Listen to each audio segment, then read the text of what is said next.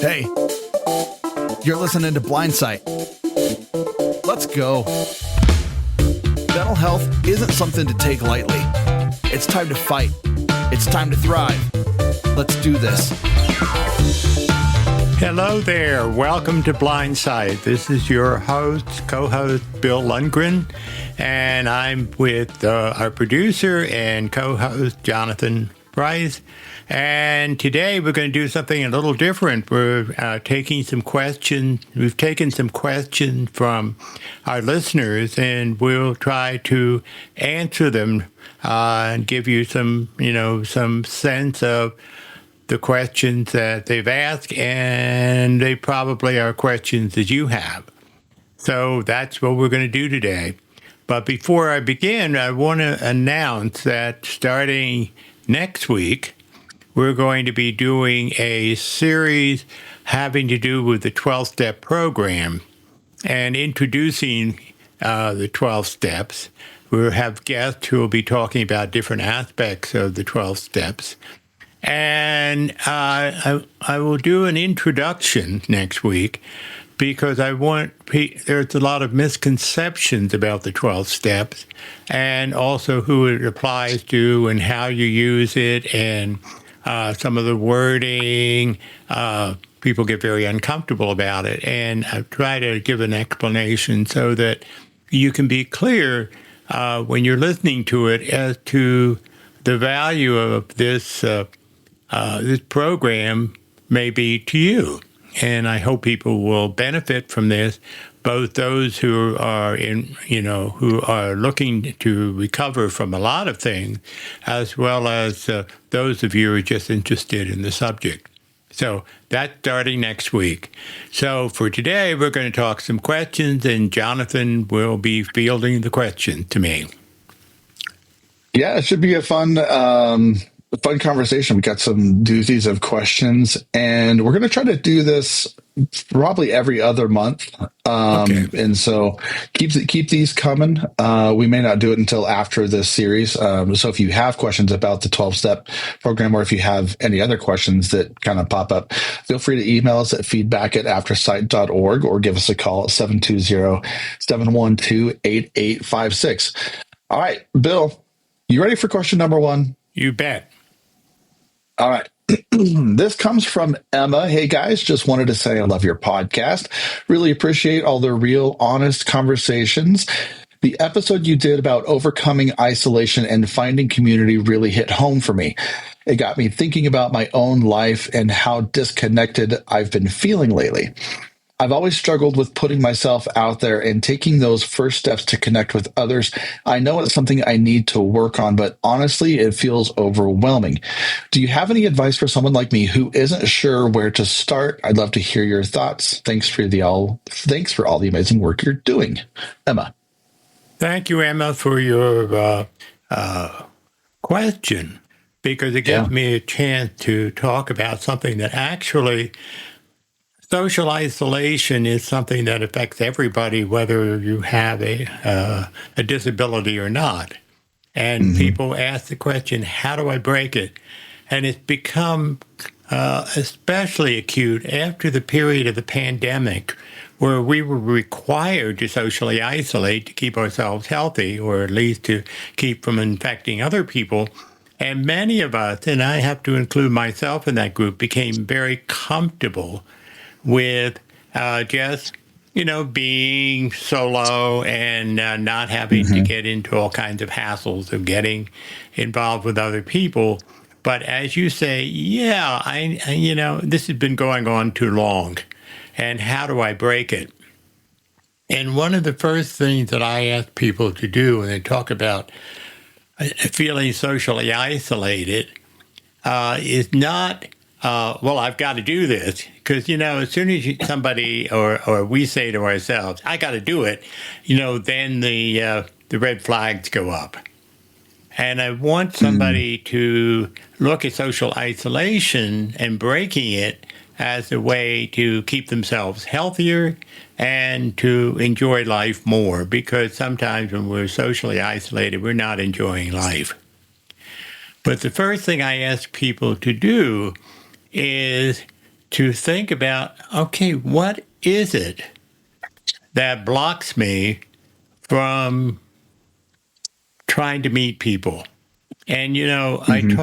talked not long ago about resistance. And that's what we're talking. There's a reason that you've decided to take this step of isolating, for example. It's just easier. But now it's not so easy because you're realizing that you pay a Sure. price for that. Right. And what you might do is say, okay, is it that I don't feel good enough about myself that people will want to meet me? Am I Mm. afraid of rejection? Am I afraid that, if I do, anything I do isn't going to work? There are all kinds of reasons we can give ourselves, and it's helpful to know which one or how many different reasons you can give yourself for not getting out of this shell that you're in. Hmm.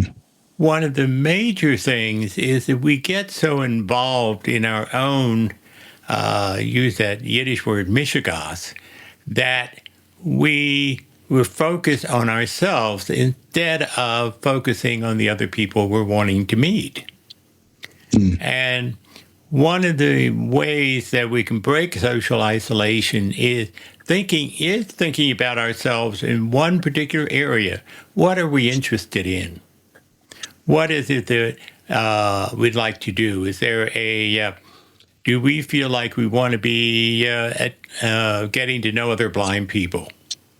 Do we want to know do we want to do hiking with other people? We can find an activity or a group that we can meet other people with the same interests as we have. The starting point is the activity rather Hmm. than each other. And then as we do the activity, we start talking to people and getting to know people. Hmm. But the fear of rejection or the fear that we're not good enough, can be put aside because the focus is not you or the other Sure. person. It's the activity, and that takes a lot of the drama away. So are And you are you kind of saying to find things that might be more hobby like that you're trying to do with other could be people? hobby or just interest or something that you share with other people. It isn't a hobby to go out and take on something like saving the planet. That's not a hobby. That's Right. an activity. But you see, Right. if you really are passionate about that issue and you want to meet other people who have a similar passion, then you get together, and in working together, you get to know each other. Hmm. And it isn't like putting yourself out there to be evaluated by someone else. You're putting yourself out and doing an activity that you may enjoy and the other person enjoys as well. Hmm. And that takes some of the stress off. The other part of that and related to that is when you're meeting some new people, you know, if you're like most people, you're asking yourself, "Oh, will I be good enough? Will the person reject me?" Well, it's you're thinking about yourself, and Hmm. that's not going to work. Right. You can move it off and start asking the other person about themselves, and things they're interested in, or you notice something that they're doing, which is, how do you do that? And that way you get out of yourself, and people just love to be asked about themselves. Right. That It's true. it's natural. So all you're doing is just saying, tell me a little bit about yourself, and then if it's a two-way street, they'll turn around and ask you the same thing about you.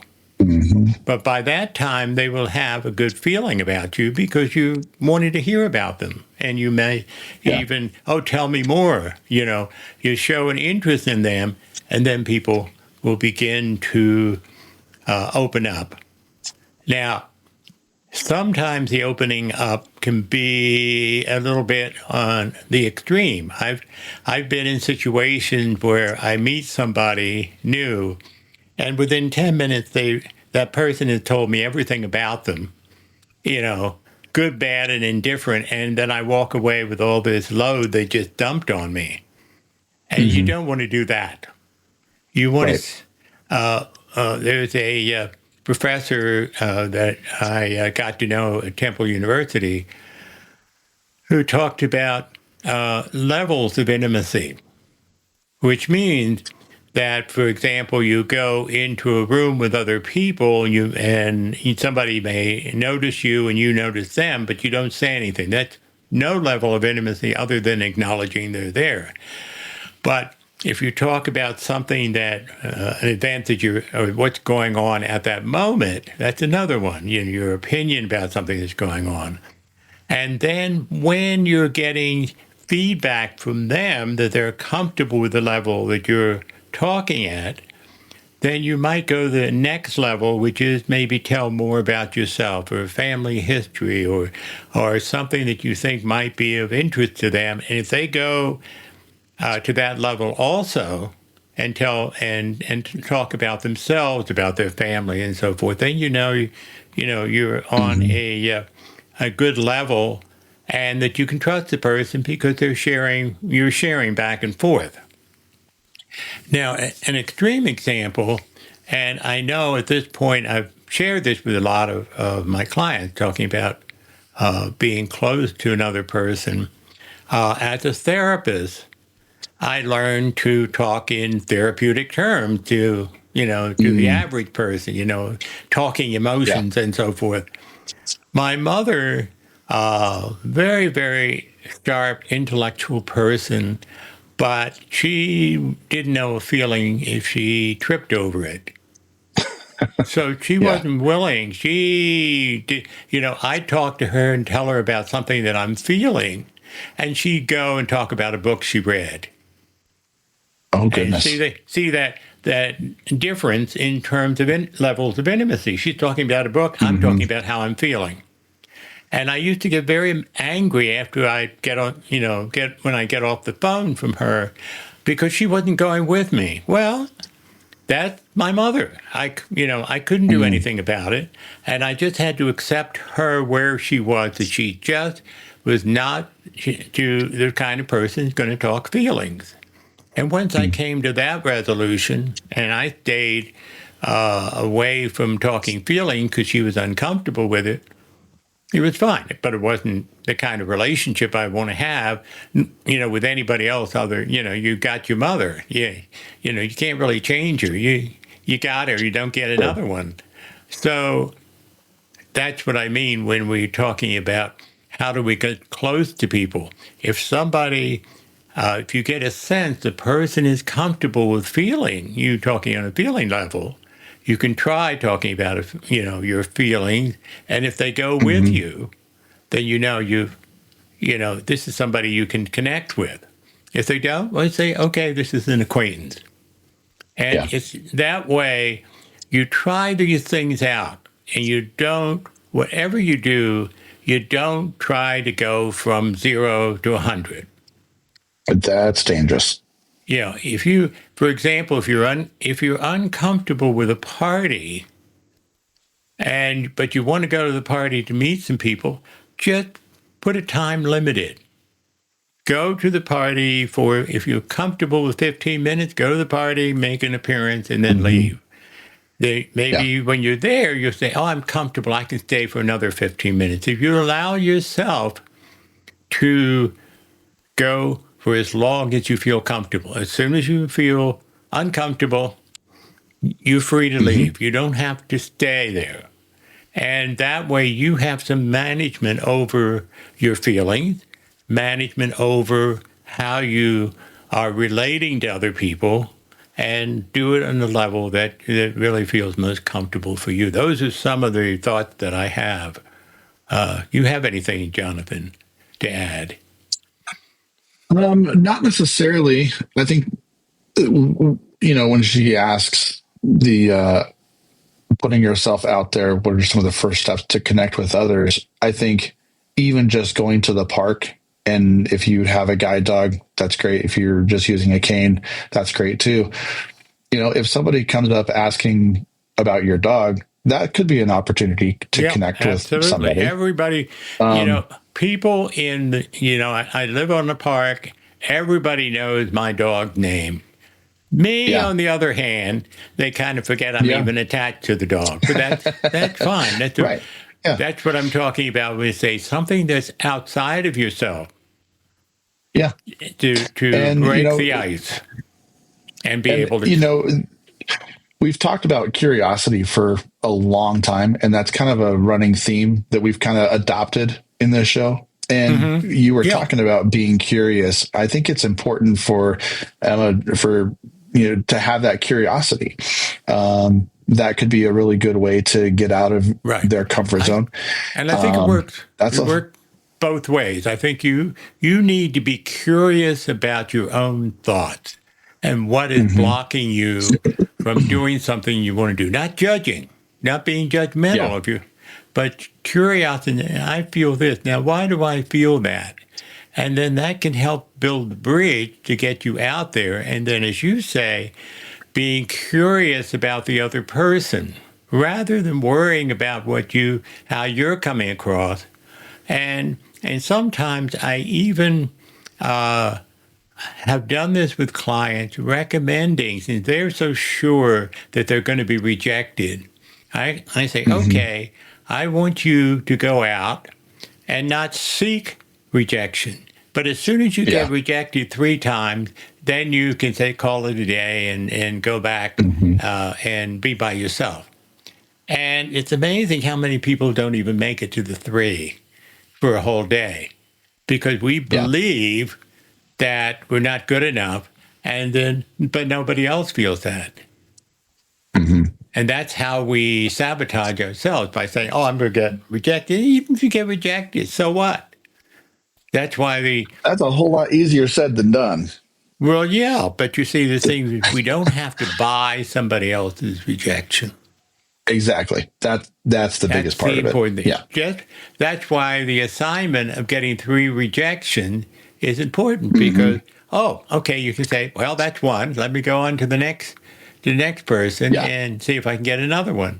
Because the rejection is coming out of them. It's not coming out of us. It's not, and probably not even generated by us. Some people feel very uncomfortable with someone who doesn't have sight. Sure.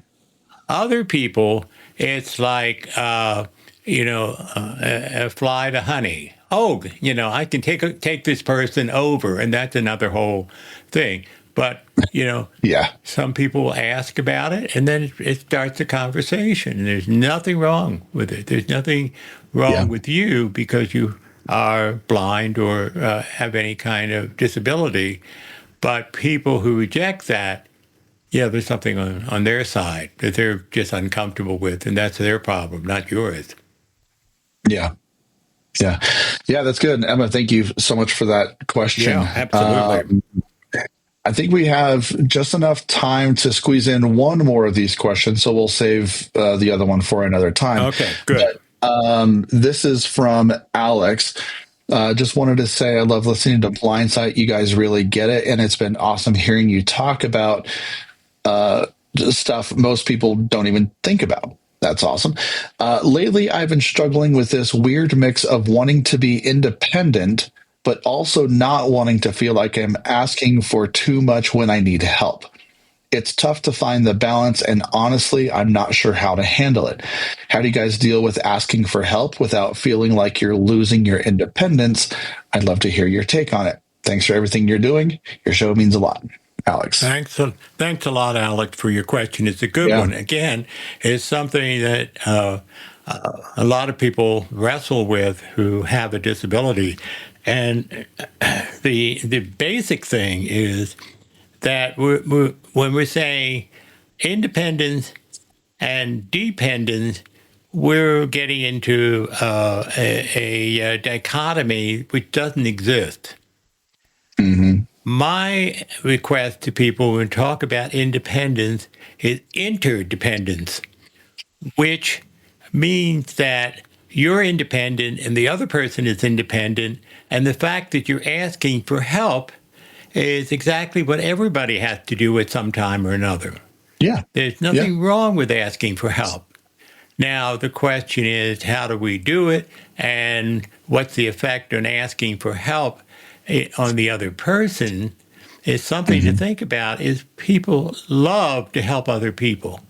In fact, I got confronted one time by a friend of mine when I tried to go through a dark restaurant without asking for help to find my friend. And he said, you know, the good feelings you get when you help somebody, how dare you deny me that good feeling that I could get from helping you? Yeah. And if you can remember that. Now, there's also, if you feel obligated, you can certainly to express gratitude when they do help you, and also the help that you request, leave it a little open-ended so that the person, unless it's absolutely crucial to be done right that moment, that you can let the people feel, okay, I have some flexibility. I can't do it today, but tomorrow I'm available, this time, and I'm more than happy to do it.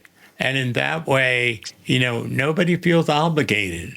And if you decide you want to have coffee with the person afterwards, or after they've helped you, or do something as a kind of a token reward, but certainly by just thanking them, that's all they need. And also the good feeling they get from helping you. So, would it be possible to shift the mindset when you think about wanting to be independent? When you ask for independency, could you reframe it as like, when I ask to, if I ask for help or something like that, I'm gaining a part of independence, because either I'll know how to do something for the future, or I'll get familiar with a space. Is that a possibility?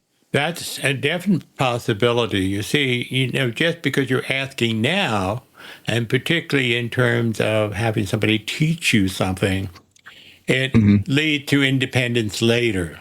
But you see, that's where I see as the interdependence. People, it's a myth, I think, for people to say, I can be totally independent. I don't need anybody. No, I don't think so. I don't think that's realistic. Nor we don't is know it what that's like at all, do we? Yeah, and the other piece of it is, by having somebody help you, you get to know that person, and that person gets to know you, which is worth its weight in gold. And it's not like, oh, I'm needy. I need this. It's somebody who says, oh, I'll be glad to show you how to do this, or I'll be glad to help you with this, because, I can see why you're having a little trouble with it. And, that's how we humans are not really made to be totally independent. We're not lone wolves. That is what makes up society, is people helping one another to achieve whatever end it is that they want to achieve. So there's nothing shameful in asking for help. It's often a problem when we get so hesitant, or we ask for help at the very last minute rather than say, I think this is going to be a problem. I need to see if I can find somebody who will help me when this comes up. Give yourself some room, and then you won't feel ashamed, because shame is the biggie. Well, he asks, and that's kind of where I was going to go. He asks, how do you deal with asking for help without feeling like you're losing your independence? And it sounds like, at least in my spirit, in my heart, it sounds like there could be some trust there when you're asking for help. Maybe you don't trust either yourself or the person that you're asking particularly for help. The former. I don't trust myself. I should be able to do this. because I asked for help, there's something wrong with me. And that's, again, that's that shameful, this thinking of shame that I can't do this. Well, I would be walking around with a lot of shame about doing this podcast because Jonathan knows this stuff. That's why he's the producer. And he's constantly having to show me how to do things because I don't have a clue and I don't have a way of doing it. And should I feel shame? Yeah, every once in a while I say, well, I should know this. No. The fact is, I've never had experience with all of this. Jonathan has lots of experience and he's teaching me. So eventually I will get it right. And one of the things that really hit me was he was saying, I can't hear you on the microphone. And I'm looking all around at all the things he taught me I'm supposed to do. And then he said, is the microphone plugged in? Well, it wasn't. And I could easily beat myself up for that and say, of course, I think that's funny as hell. That, I was asking for help. He said, plug in the microphone. Duh. But we have to be comfortable with that. Yeah. Well, and coming from the other side of that, as somebody who is sighted and working in this industry, from my perspective, when I get to help people, like you said, like your friend, that kind of how dare you comment. I don't really see it as like a how dare you, but I really enjoy helping people just in general. Yeah. And it's a learning experience for me when I come at it from a how do you want to be guided or what kind of help do you need? Because I can guarantee you that not everybody likes to be guided the same way. Some people like an elbow. Some people like them walking in front. Some people like walking behind. Some people just they're good with no guide at all. And so it's just a matter of preference. And also, what I have seen, it's also the other piece. I'm sorry. Yeah. You finish. I was just going to say what I've seen from my side of it is that no matter who I get to help, I have to be adaptable in the help that I give versus what they may need. And I've got to honor that. I have to show up for them in the way they need, not in the way I think that they need it. That was a very good point, and I was going to get to that because what happens is some people will say to me, oh, I'll just do it. No, that isn't what I want. I want somebody to teach me how to do it. And sometimes I have to be very direct and insistent. No, I don't want you to do it. I want you to show me how you do it so that in the future I know how to do it without having any assistance because you can't always be around.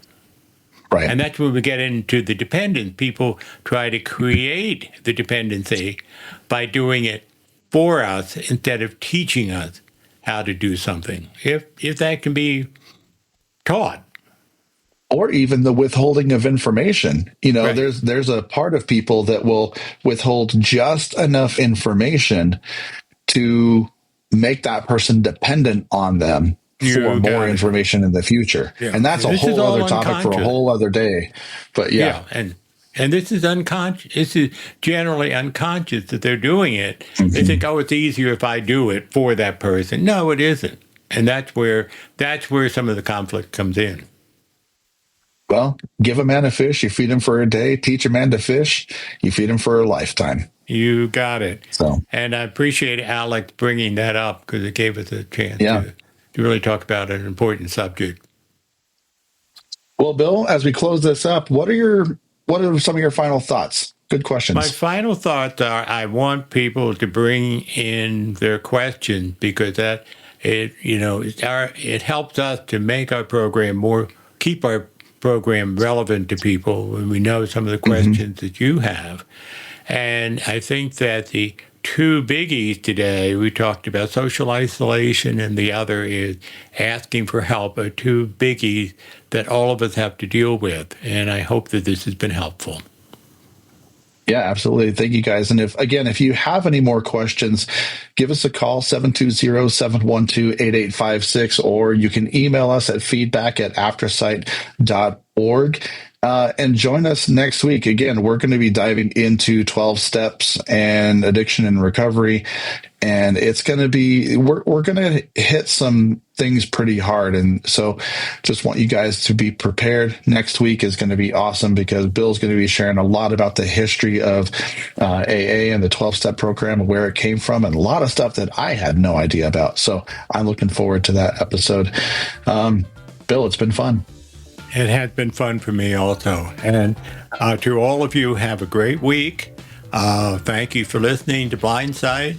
Look forward to having you tune in next week.